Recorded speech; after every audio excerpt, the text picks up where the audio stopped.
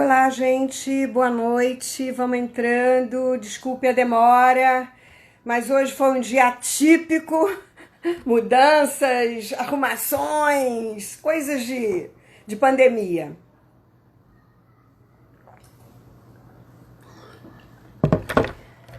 E por cima eu não sei onde é que coloquei meu óculos. Então vamos ter que usar um óculos mais antigo, mas que funciona, talvez. Vamos ver. E aí, povo? Todo mundo aqui? Quem tá entrando aí? Oi, tia. Luíse, Rose, Liane. Oi, Uli. Que prazer ter você aqui. Cláudia. Oi, gente. Vamos entrando. Nossa, muita coisa, né?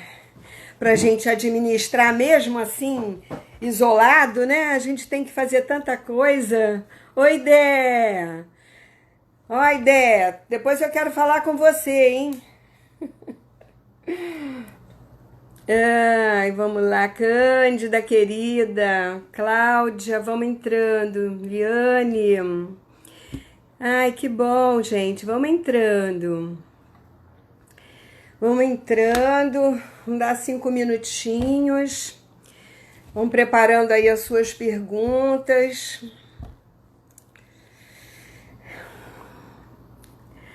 Solicitação para participar, pode entrar, é só clicar e entrar. Oi, Andréia. Oi, querida, sobrinha. Ai, que bom. Uma opção de sobrinho. Ai, isso é muito bom, a família, né? Oi, Cláudia, entra aí. Boa noite, Sônia. Oi, Flávia, vamos entrando, gente. A casa é de vocês. Uma boa noite para todos. Hoje é um tema meio complicado. Eu já falei sobre esse tema numa entrevista com a Rô Ferreira. E muita gente me pediu porque não pôde entrar, porque foi um quase que privado, e muita gente ficou sabendo e não conseguiu entrar e não conseguiu ver. E como não ficou gravado, eu resolvi atender algumas pessoas que queriam ouvir sobre os relacionamentos, né, abusivos. E a gente aqui, nesse tempo que a gente tem, é para dar uma pincelada, né, porque isso é um tema bem amplo e a gente poderia, num treinamento, fazer bastantes dinâmicas, né? Porque esse é o objetivo, é a gente fazer as dinâmicas para que todo mundo possa trabalhar os seus próprios questões abusivas, né? Porque a gente pensa às vezes que não é abusado e a gente é, né? E só é o tempo todo.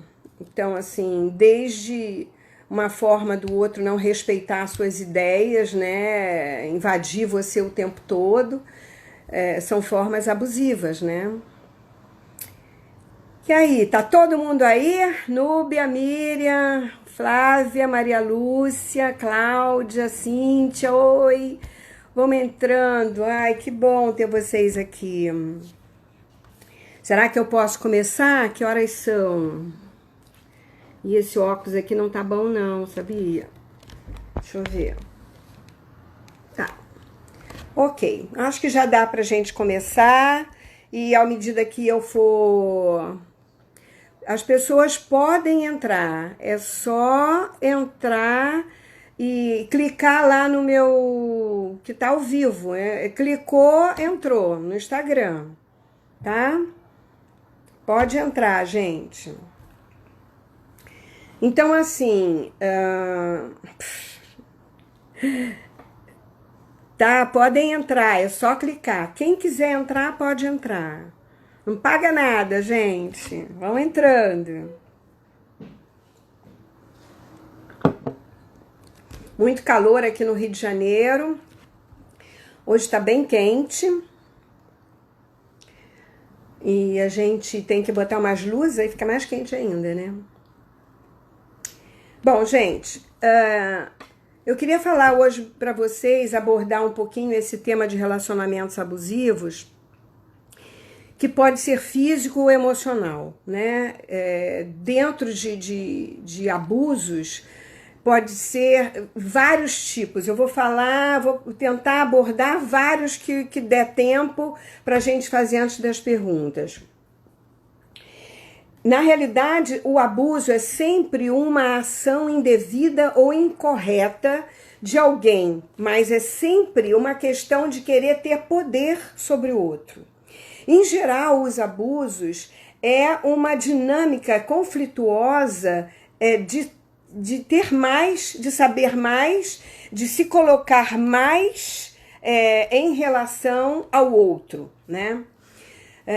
Mesmo que não haja agressão física, esse abuso pode ser em palavras, pode ser em postura, pode ser em posição, pode ser em violência psicológica, né? O tempo todo as pessoas falarem de uma certa forma que você se magoa, e mesmo ela sabendo que as pessoas se magoam com o que ela faz, com a postura dela, ela se coloca porque ela tem uma força interna de raiva, né? Porque a agressão, ela está muito baseada no medo, tá? Numa postura de medo. Eu vou falar um pouco mais sobre isso. Toda pessoa que teve agressões na infância, que sofreram punições, separações, maus tratos, abandonos, elas podem se tornar agressivas, porque a agressão, a raiva, a ação raivosa ou agressiva é o último estágio desse medo internalizado. Mas eu vou falar mais sobre isso. Eu queria abordar, por exemplo, quais são os sinais de abuso. Bruna, vamos entrando. Presente, ai que bom, todo mundo presente, legal, todo mundo na sala de aula, maravilha. Então, gente, olha só, sinais de abuso. Quais são os sinais de abuso? Eu fiz uma série aqui para não esquecer, para a gente poder... Isso vai fazer com que desperte em vocês alguma coisa que vocês não tinham noção e depois vocês possam fazer algumas perguntas. Porque a gente sempre vai abordar isso e pensar sobre isso com o nosso olhar sistêmico. E o olhar sistêmico é um olhar mais amplo, não é um olhar focado, tá? Ele é elástico, ele se expande para trás de você, né? Para além de você. Então, por exemplo, quais são os sinais de abuso? Ciúme excessivo. O que é o ciúme? O ciúme é eu tenho posse sobre você. Isso é o quê? Eu quero ter poder sobre você. E quem é que tem poder sobre mim? Quem tinha poder sobre mim era meu pai e minha mãe quando eu era criança. Depois que eu me tornei adulta, aí as coisas mudaram. Ninguém tem poder sobre mim. Esse negócio de dizer, eu tenho ciúme porque eu te amo, e você é minha, ou você é meu, isso não existe, gente. Você não pertence a absolutamente ninguém. Você só pertence a você mesmo. Você está um tempo com uma pessoa, porque nós vamos nos separar pela vida ou pela morte. A vida pode ser uma separação, um divórcio, né? Não gosto mais, não amo mais, vou partir para outra. Ou então a pessoa morre, né? Então você vai se separar, não tem jeito. Isso não tem jeito, né? Então o ciúme excessivo é aquela coisa de marcar território, de dizer esse espaço é meu, você é minha, você é meu, ninguém tasca. Como dizia a música da Rita Lee, lavou tá novo, né? Agora, o que acontece é que quando eu, no ciúme, eu tenho aquela imagem de que você é minha posse e você não pode me trair, eu também estou dando a você o direito de ter posse sobre mim. Então, onde fica a sua individualidade? Onde ficam os seus direitos? Né? Então, quando você compartilha uma relação, Você tem a sua individualidade, ele tem a sua individualidade, cada um tem a sua. E nós compartilhamos, nós trocamos, nós conversamos sobre isso. Mas ninguém vai me impedir de fazer o que eu quero. Porque eu não sou maluca. Eu não vou sair por aí namorando todo mundo e deixando você em casa. Se eu fizer isso, eu não estou traindo você. Eu estou traindo a mim. Eu estou com um problema. Quem está com problema sou eu, não é você. Sou eu que estou traindo. Então eu tenho que ver por que eu estou traindo. Se eu não gosto mais de você, se você já não me interessa mais, então o que eu faço? Eu chego para você e digo, olha, eu não te amo mais, foi bom enquanto durou, quero você como amigo, mas eu estou começando a querer fazer coisas que não são mais com você, que não quero compartilhar com você, embora eu goste demais de você, mas não como homem e mulher. Então, isso é o quê? Honestidade. Isso é uma postura de adulto. Porque tanto o abusador como o abusado, a postura sempre deles é infantil. A postura é sempre infantil. Eles não cresceram. Eles ainda estão presos em algum lugar do passado. Ok? Então, esse lugar é que ele precisa olhar. E não adianta você querer que ele veja. Ele tem que ver.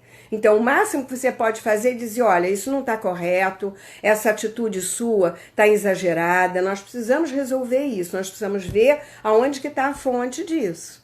Então, isso é uma atitude madura. Uma outra sintoma, outro sinal de abuso é invasão de privacidade. Por exemplo, tem gente que vai para o banheiro fazer as suas necessidades fisiológicas na frente de qualquer pessoa. Tem gente que não faz. Acha isso normalíssimo, né? Eu acho, para mim, isso já é invasão de privacidade. Eu queria que vocês Bruna, deixa para perguntar mais tarde, deixa eu falar um pouquinho... porque senão eu perco. Quando eu traio outro, na verdade, depois eu tenho que lembrar o que eu falei. Quando eu traio outro, na verdade, estou traindo a mim mesma.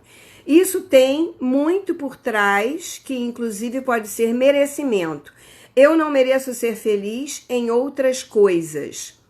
Sim, porque isso, sistemicamente, se você for olhar, o seu pai pode ter traído a sua mãe, o seu avô pode ter traído a sua avó, ou vice-versa. E aí você vê uma família que sempre houve traições. Então você tem uma culpa. Você vai atrair alguém, porque nós atraímos, gente. Isso é campo, tá? Isso é atração, é a lei da atração, que é um assunto para uma outra live que eu vou falar depois. O que aliás, eu já fiz uma com a Dara e eu falei um pouquinho desses campos mórficos. Mas esses campos de ressonância é importante a gente olhar também. Mas eu falo sobre depois. Então, o que acontece isso? Olhando sistemicamente para essa coisa da traição, por exemplo, quando você fala, nós vamos para um olhar infantil. Quando o nosso primeiro amor, se eu for mulher, é o meu pai.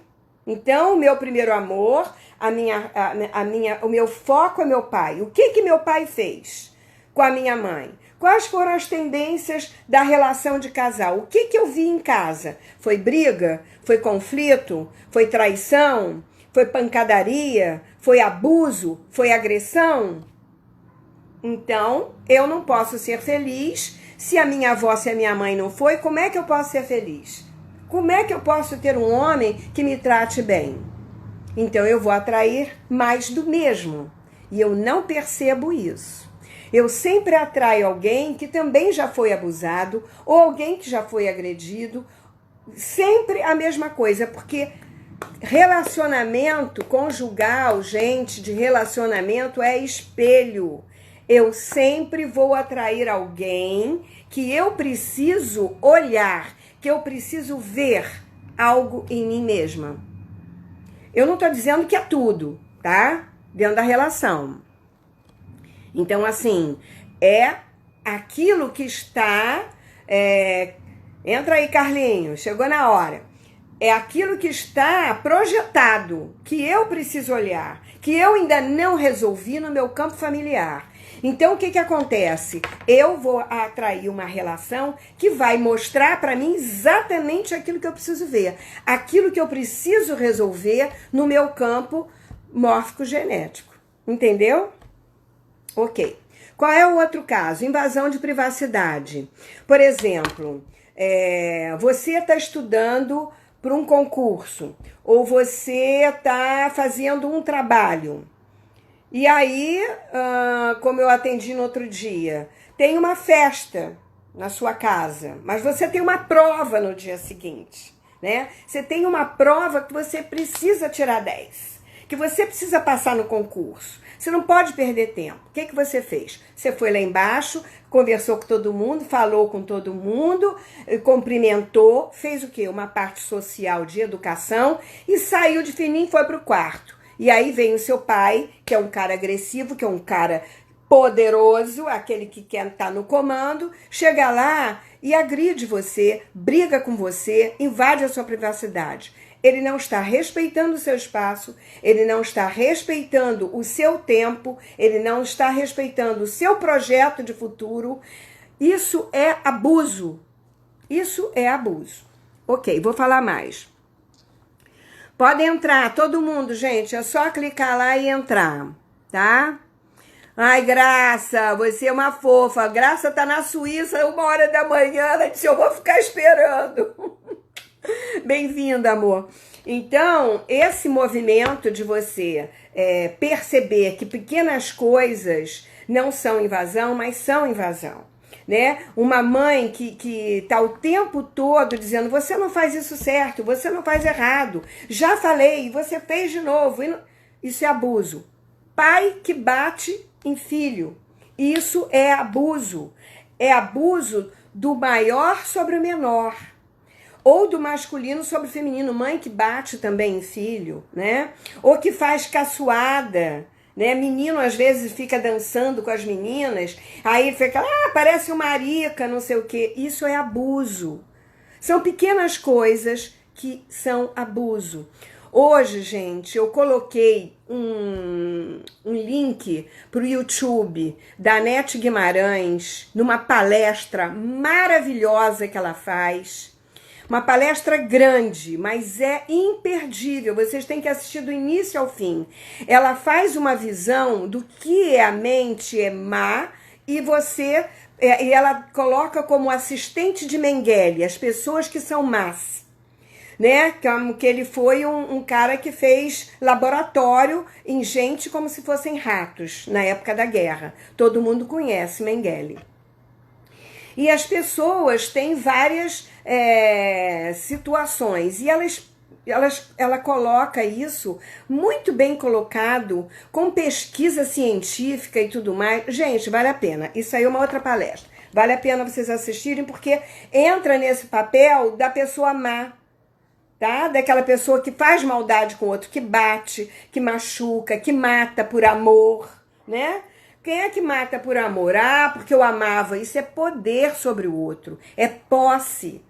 Então, assim, ninguém mais pode ter você, só eu. Que isso? Onde é que nós estamos? Né? Então, olha, desconfiança constante, gerando conflitos. Gente, ou eu confio ou eu não confio. Se eu tô numa relação e não confio no meu parceiro, então acabou a relação. Não existe relação. Para começar, nem existe. Porque eu tenho que confiar. E mesmo se ele me trai, eu tenho que ver o que aconteceu. Porque às vezes eu coloco a culpa nele que está me traindo, mas eu não estou presente na relação. Eu não estou 100% presente nessa relação. O que faz sistemicamente uma mulher ou um homem não estar presente na relação? Por exemplo, quando ele teve um amor interrompido. A pessoa diz, não, mas eu sempre fui presente, mas eu sempre fui sexualmente ativa. Tem alguma coisa aí que não está batendo. Entendeu? Tem alguma coisa que não está batendo. Tá, depois vocês entram no meu Facebook. Eu postei o link lá no Facebook, tá? Depois vocês vão ver. Depois eu falo para vocês. Então, assim, quando você tem um amor interrompido, e amor interrompido é até 5, 6 anos, 7 anos, digamos assim. Às vezes até um pouco mais, mas até 7 anos. E essa carência, essa ausência materna ou paterna, né? Uma separação, às vezes nem morreu, às vezes separou, abandonou e foi embora, nunca mais apareceu, né? Então você tem dentro de você uma ausência. Essa ausência pode te levar para uma porção de coisas. Pode projetar no outro o pai e você ficar exigindo desse pai que ele te dê aquilo que o teu pai não te deu. Então você está olhando para o seu marido como pai e não ou mãe, ou não como marido. Então você já não está atenta a essa relação, porque a sua relação com ele é uma relação infantil, é uma relação de filha e não de mulher ou de homem, tá? Porque isso é para os dois, tá? Eu tô falando porque eu sou mulher e em geral fica assim, mais fácil. Mas é a mesma coisa, é vice-versa, tá? Não tem dizer que é só com mulher que acontece isso. Não, não. Não acontece não, com os dois acontecem. Tem mulheres que vão embora, viram as costas e vão embora.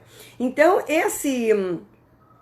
esse movimento de desconfiança faz com que eu projete sobre o meu marido, ou sobre o meu parceiro ou namorado, uma imagem que eu trago de família, de histórias que eu ouvi no campo da família. Então isso é uma coisa que eu tenho que ter cuidado também, tá? Por quê? Eu estava falando da filha que tem o amor interrompido e olha para o parceiro como pai, né, ou mãe. Então, o que acontece? Ela não tem uma energia de mulher. Esse homem vai começar a atrair ela fora de casa. Agora, ele também pode fazer isso porque ele tem ausência de mãe, por exemplo, se foi um homem. Ele tem uma ausência materna, de carinho, de afeto. Ele teve alguma questão de abandono de mãe na infância.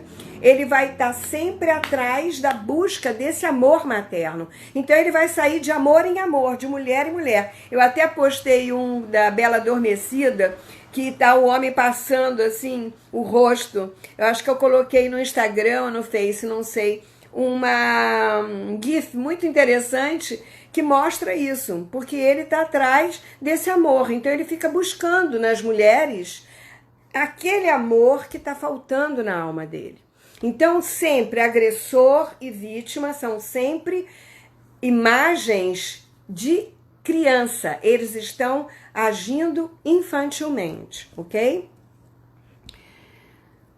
Ai, Márcia, também, saudade das nossas aulas. Breve nós estaremos juntas de novo. Gente, causar constrangimento na frente dos outros. Por exemplo, tem parceiros que gostam de se colocar maior do que o outro. Então, o que eles fazem? Na frente dos amigos, você tá num bar, batendo papo com casais amigos, você faz uma grosseria com a sua esposa ou com seu marido, você coloca ele para baixo de alguma forma, você diminui ele na frente dos outros. Isso são relacionamentos abusivos, gente. No outro dia alguém me falou assim, isso já é outra loucura, gente. Ó, meu Deus do céu. Chantagem emocional. Falou assim, porque a minha cliente, o namorado trancou ela 10 dias num quarto, não deixava ela ir para lugar nenhum, porque ele queria viver 10 dias com ela apaixonada, ela nem trabalho foi. Gente, e aí levava flores e levava comida e não deixava ela sair de jeito nenhum. Isso é sequestro, né? Desculpe, isso nem é mais abuso, né? Isso é um super abuso. Então ela, não, ele fez isso porque gostava de mim. E eu fiquei muito preocupada, porque nem celular eu podia ter. Gente, presta atenção. Onde é que você está se metendo? Né? Então a gente tem que ter muito cuidado. Vamos ver outro sinal. Ameaças. Ameaças de que vai se matar, por exemplo. Se você me abandonar, eu me mato. E aí o que você faz, né? Ou se você me deixar, ou se você arranjar outro, eu fujo com as crianças. Existem coisas absurdas que nós sabemos disso. Então, assim, nós precisamos ter cuidado com aquilo que a gente está ouvindo e quais são as histórias que estão atrás. Então, eu preciso conhecer a história do meu parceiro. Porque quando eu me junto com alguém, eu me caso com alguém, eu estou casando com a família. E essa pessoa tem traços desse campo familiar. Ela traz histórias desse campo familiar. Então, gente, não entrem numa relação de gaiata só porque o sexo é bom. Hello? Sexo acaba. Com 3 anos, paixão acaba. Só vai continuar se houver amor, se houver amizade, se houver outras parcerias, outras situações que entrelaçam essa relação. Se não, beijo, não me liga, foi embora. Não fica. Paixão, amor, daquele amor de pica o que fica, só 3 anos, bem. Entendeu? Se o cara for embora, você for doente, você vai ficar, o príncipe apaixonado. E tem muita gente que fica assim o resto da vida. E tem gente que casa pensando na primeira que abandonou. Por que ele ainda está preso na primeira que abandonou? Porque ele está honrando quem da família que foi abandonado? Então ele fica nesse jogo de vitimação. Porque, aquele é que seria o amor. Então casa, tem filhos e o parceiro nunca é o ideal. Vive 40 anos, faz uma família e esse amor não é o ideal porque aquele é que era o bom. E abusa desse parceiro, reclama dele, né? Critica o tempo todo, reclama o tempo todo. Tem gente que faz isso direto. E esse cara ou essa mulher só deu amor e atenção o tempo todo, aturou esses anos todos, porque estava a serviço também de alguém. Percebe as simbioses? E aí quando esse cara ou essa mulher morre, aí o cara diz, meu Deus, ela era o amor da minha vida. Agora que ele viu que era o amor da vida? Então, a gente tem que prestar muita atenção nessas configurações. Pressão sexual. Gente, pressão sexual, que é esse do quarto, por exemplo, que eu falei, que prende a pessoa.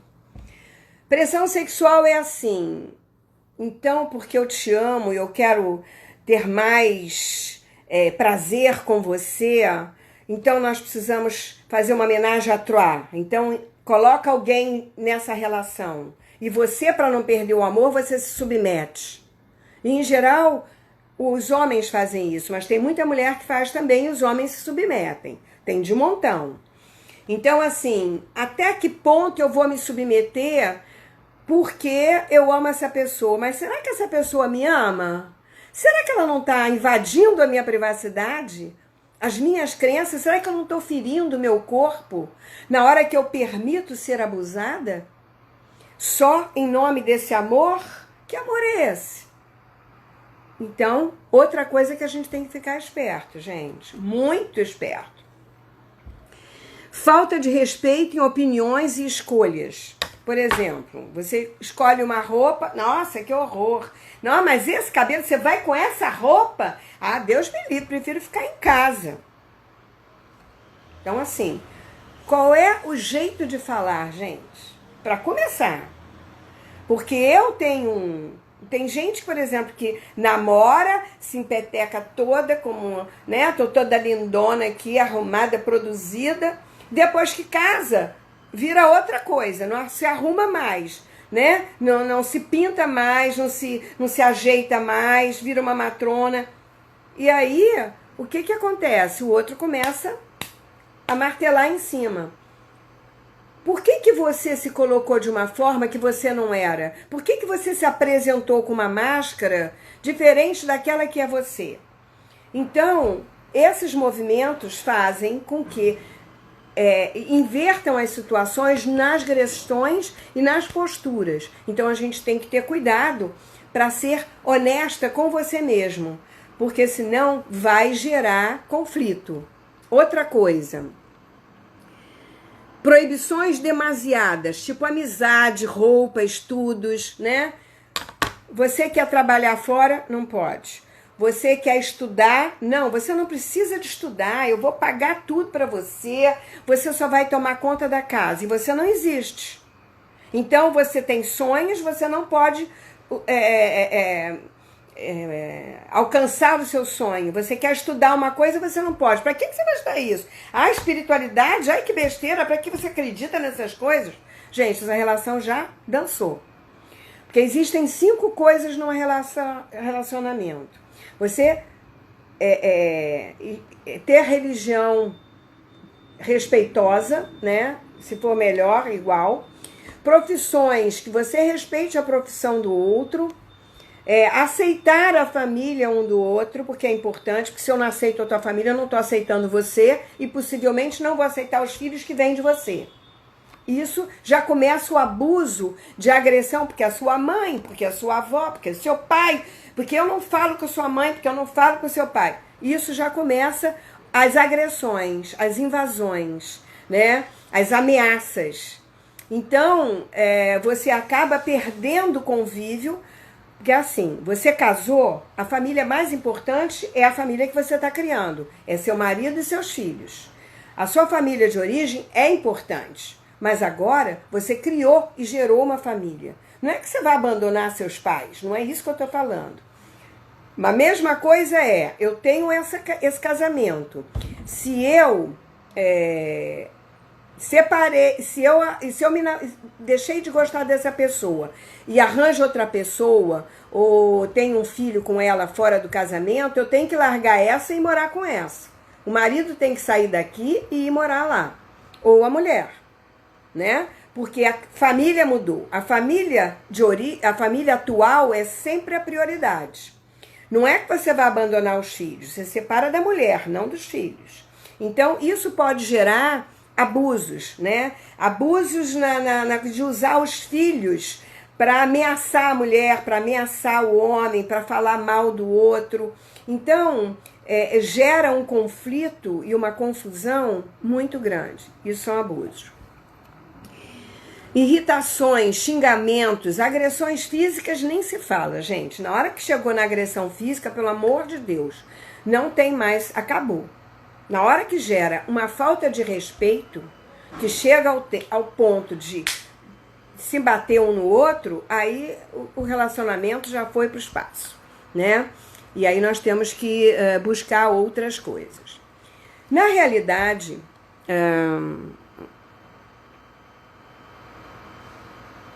tudo bem. Não estou nem conseguindo ver. E quando a família do parceiro não te aceita? Então, você tem que olhar para isso também, né? Porque se ele não te aceita, se a família dele não te aceita, não vai aceitar os filhos. Então, os pais deles não vão aceitar os netos. E aí, o seu marido é que tem que falar com essa família. Ele tem que resolver alguma questão, porque eles, possivelmente, eles estão honrando alguém lá de trás. Eu até falei isso na outra live sobre relacionamentos, tá? Na questão de relacionamentos, eu falei até sobre isso. Que você acaba excluindo alguém da família, alguém vai excluir o próximo, e o próximo e o próximo.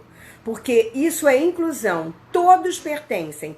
Todos têm direito de pertencer, não importa o que tenha feito, não importa quem ele seja, se é maluco, se é drogado, se é pinel, se é assassino, se foi suicídio, se é pedófilo, ele pertence, gente. A história dele é outra coisa, o conteúdo que nós temos que trabalhar é outro, mas o pertencimento faz parte da minha história, eu não posso negar minha história.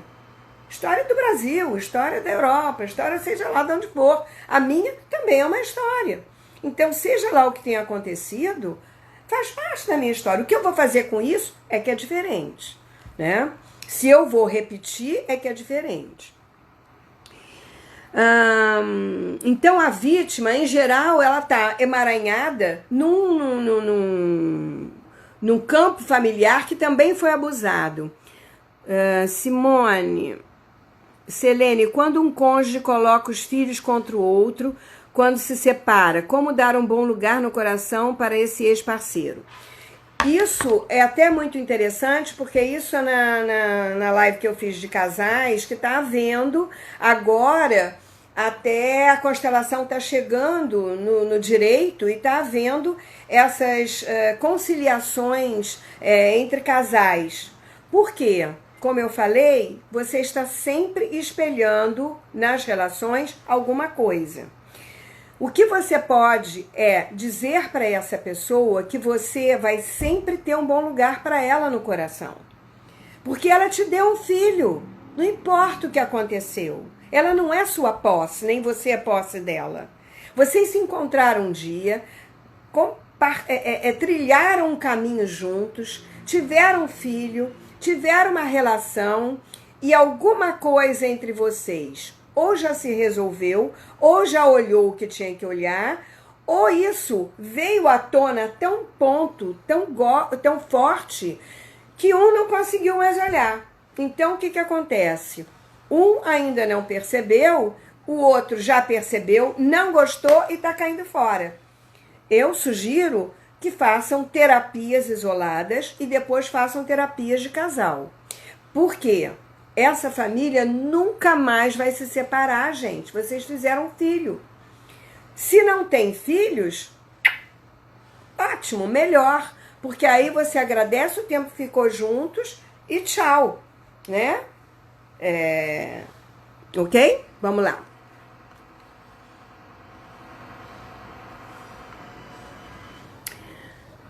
O que fazer quando a sua avó fica criticando seu pai 24 horas?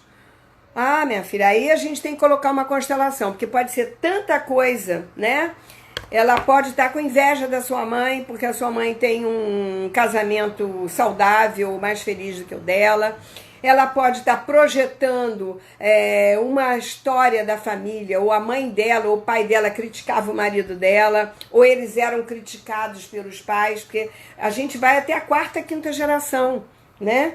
Então a gente fica repetindo esses padrões com as pessoas e não percebe. Quando você coloca uma constelação, eu coloquei uma constelação ontem, eu estou fazendo constelação direto, gente, porque agora está aparecendo muitas coisas. E é incrível, as pessoas dizem, meu Deus, eu nunca podia imaginar que eu tivesse presa nessa história. Porque o fenômeno, ele aparece, seja com boneco, seja com presencial, seja com papel no chão. O fenômeno vem à tona e ele mostra o que estava oculto.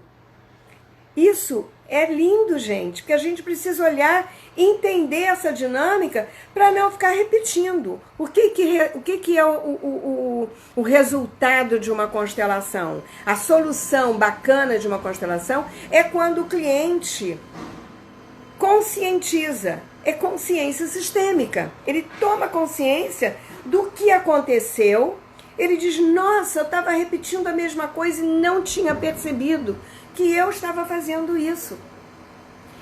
Então, assim, numa conscientização, você ressignifica, você dá chance àqueles de se ressignificarem, né? De resolverem a morte, o assassinato, a perda, a agressão, de um olhar para o outro e dizer eu sinto muito, né? E você mesmo reverenciar, aceitar no seu coração aquela história difícil. E você, quando ressignifica, você encontra dentro de você a solução. Porque você pode fazer diferente. Até para que eles possam se sentir aliviados, né? Porque isso é um campo, gente, isso é um campo de consciência, né? Que nós estamos atuando e trazendo para o hoje. O pai traiu a mãe e tem outra família. O filho tem chance de repetir essa conduta com a esposa? Com certeza. Sim, tem. O que fazer quando o casal precisa conversar mais? O parceiro não quer. Já sai briga porque no fundo ele sabe que o comportamento dele é que está provocando tristeza na relação? Não necessariamente, ele nem tem noção disso. Primeiro que nós somos pessoas muito diferentes. Nós não somos iguais, nós somos diferentes. Nós temos estruturas, cultura e educação diferente. Cada família tem uma história diferente. tem um aprendizado diferente, tem uma forma de agir e de conceber a vida. Então você casa com uma pessoa, você tem uma coisa que identifica ali para o espelhamento, mas as ações dele são totalmente diferentes da sua. Ele vê o mundo diferente de você. Ele não vê o mundo igual a você, de jeito nenhum. E aí você está sempre na expectativa de que ele haja e fale e você escute o que você quer. E você quer que ele adivinhe, ele não vai adivinhar. Como é que você pode resolver uma situação com uma pessoa? Sentando com ela. Isso tem que ser desde o início, gente. Porque não adianta você acumular. Você está lavando louça, está reclamando e está falando. Ele não vai te ouvir. Porque quando você fala na crítica e no julgamento, o outro está na defensiva. Ou vice-versa. Um está querendo prevalecer sobre o outro a sua verdade. E aí o conflito começa. E os abusos começam na hora que eu quero ser mais que você, eu quero ter mais razão que você, eu posso, às vezes, agredir você, até com palavras, machucar você, quando às vezes a minha intenção nem era essa. Mas no meu campo, é isso que vem à tona. O que você precisa? Está te incomodando alguma coisa? Na hora que estiver calmo, você vai sentar e dizer, meu bem, senta aqui. Segura a mão do meu bem, olha no olho e diz, sem crítica, sem julgamento, sem cobrança. E dizer, quando você falou daquele jeito, na frente das pessoas que são nossos amigos, eu me senti tão humilhada, tão machucada por você, e você é a pessoa que eu amo, que eu mais confio. Por que você fez isso? Você queria mesmo me magoar? Me machucar? Era a mim mesmo que você estava querendo ferir? Você entendeu? Você faz isso? Não. Você já sai dando patada. Já fica aborrecida, já deixa de falar uma semana. Gente, eu sei que é difícil pra caramba. Isso se eu quero preservar a relação. Porque se eu não quiser, eu chuto o pau da barraca. É o que todo mundo acaba fazendo. Quando você trabalha as suas questões familiares, as questões que você está repetindo por lealdade, desses abusos que vêm da família, você está libertando seus filhos. Claro, porque eles não são... o que o filho faz? Por amor, eu carrego por você. Por amor, eu morro por você. E ele nem sabe que está fazendo isso, gente. Ele não tem a menor noção. Isso é um campo invisível. Sabe o que é um campo visível? Nós estamos vivendo isso agora. Está todo mundo morrendo de medo, tem gente entrando em pânico, tem gente que não está dormindo. Vocês não têm noção, gente, do que está acontecendo. O que eu estou trabalhando de constelação, o que as pessoas estão percebendo e estão conseguindo, me agradecendo que estão conseguindo dormir, gente, está tudo vindo à tona, porque você acha que os seus antepassados já não passaram por pandemias? Já não passaram por guerras? Gente, isso está no nosso campo, né? Caiu na nossa rede agora, né? Então vamos viver isso confortavelmente, mas com os recursos que nós herdamos e não com as dores que nós herdamos. E a constelação faz a gente ver isso. Não é, Heloísa? É isso mesmo, difícil, mas funcional. O único jeito de crescer junto na relação. Com certeza, querida. Andréia, que é uma menina, estudante de psicologia, ela ia começar a fazer os cursos agora, né, Andréia? Minha sobrinha querida, do coração. E assim, não tem outro jeito. Se o outro não tem diálogo com você, e assim, o diálogo não é a crítica e dedo, porque você é... Isso ninguém... Desculpe. Isso não é diálogo. Eu te acusar o tempo todo porque eu tenho razão e você não, então não tem diálogo. Isso não é diálogo. Isso é prepotência, isso é arrogância, isso é poder. Eu quero prevalecer a minha vontade, a minha ideia sobre a sua, né? Ok? Um sacode, né, Carlinhos? É isso mesmo, a gente tem que observar isso. Por que eu tô me submetendo a isso também? A vítima em geral está emaranhada com seu campo familiar ou foi abusado. Por exemplo, meninas que são abusadas pode olhar que a sua mãe foi abusada, a sua avó foi abusada, houve circuito de mulheres abusadas ou dos pais que também foram abusados, né? E para pertencer ao grupo, eu me coloco a serviço desse campo. O Bert Hellinger, que é o criador da constelação, ele tem uma teoria que para muita gente, e eu custei a entender isso no início também, porque era cheia de preconceitos aí com relação a isso, eu não entendia essa dinâmica oculta que existe no campo das constelações, no campo das famílias, né? Então, quando uma filha é abusada por um pai, muitas vezes a mãe foi abusada, a mãe olha para esse marido como pai, que foi o abusador, não tem uma força de energia sexual para esse pai, e a filha se permite inconscientemente, ela não seduziu o pai, inconscientemente ela se coloca a serviço desse abusador para manter a família junta, porque ele é o pai. Independente dele ser um abusador, ele é o pai e a mãe. Gente, pai e mãe é a coisa sagrada para uma criança. Então, esse homem que é abusador, ele também foi abusado. Com certeza ele foi abusado. Às vezes ele apanhou tanto da mãe que ele tem raiva das mulheres e ele abusa das mulheres, que é uma forma de submeter, de fazer com que o outro se submeta. Existem tantas situações ao redor disso que nós, como facilitadores, porque eu não sou uma terapeuta, eu me intitulo facilitadora. Esse negócio de terapeuta é para psicólogo, é para outras coisas. Eu estou facilitando o entendimento do meu cliente a sair da posição dele, porque ele tem recursos dentro dele para alcançar o lugar dele, os recursos dele e usar a favor dele. Você percebe o que eu estou falando? Então, a constelação é uma terapia breve, mas muito profunda, porque ela vai na causa da questão primária, que pode estar em quarta, quinta geração.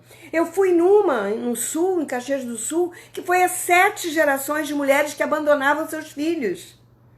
Quando se ressignificou lá atrás, veio em cascata até a mãe atual, que tinha abandonado essa filha que estava colocando a constelação, e ela chorava e dizia, mas eu não queria abandonar minha filha, mas era uma força maior que me impedia fazer isso.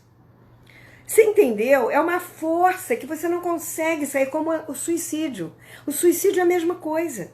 O suicida, ele vai atrás daqueles que se suicidaram. Ele não consegue mudar o rumo da conversa, a não ser que se ressignifique lá na história primária. E a primária, às vezes, não está na primária dele, na infância dele. Está além dele. Então, nós não podemos, não tem uma receita de bolo para esse trabalho. Nós temos que ir em cada pessoa, cada história é uma história que precisa ser ressignificada. Percebem? É muito forte isso, sim. Isso que eu acabei de falar é fortíssimo. Porque quando você olha, e essa palestra que eu coloquei da Anete, ela fala sobre isso também.